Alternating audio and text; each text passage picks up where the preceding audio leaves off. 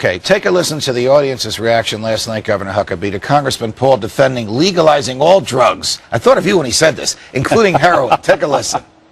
What you're inferring is, you know what? If we legalize heroin tomorrow, everybody's going to use heroin.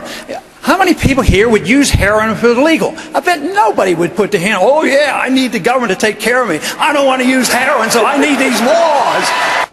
One of the biggest applause lines of the night in one of the most conservative parts of the country before a largely conservative Republican audience agreeing with Congressman Paul that you own your own body and ought to be able to do with it as you wish. What does Mike Huckabee say? Well, first of all, let's remember that Ron Paul takes a great crowd with him wherever he goes. As does Mike Huckabee. Right, but that overwhelming cheer is not representative of South Carolina. I guarantee you, if you poll the Republicans in South Carolina and say, would you like to legalize drugs, it'll be an 80-20 against. Will this be an issue in the presidential race if Ron Paul and Gary Johnson are not the Republican nominee, or will it only be an issue if there's a strong libertarian influence in the ticket? Only if there's a strong libertarian influence, because most Republicans do believe that there is a valid reason that part of the social contract is that we do not allow illicit drugs on the streets, and that we have some sense of those drugs being illegal. Should the federal government, or should it be left to the states, be in the business of legislating morality?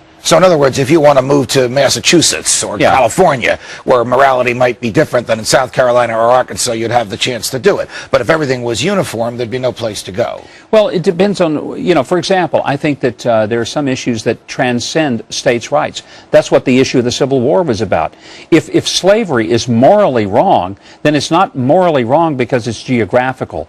Understood. Morally wrong means that it's wrong in New Hampshire and it's wrong in North Carolina. It can't be right somewhere if it's not right somewhere else. Okay, and you would equate this argument to the private use of something in your home, like medical marijuana.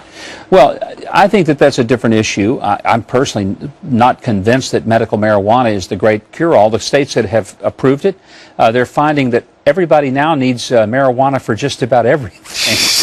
And these dispensaries are popping up in places like Colorado and California, and the states are now having to relook at Washington State this very week has backed off a proposal.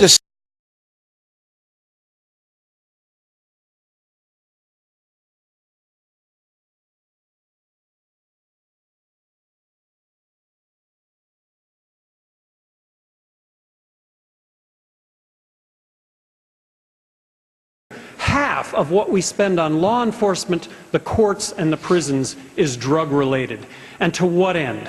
We're arresting 1.8 million people a year in this country. We now have 2.3 million people behind bars in this country. We have the highest incarceration rate of any country in the world.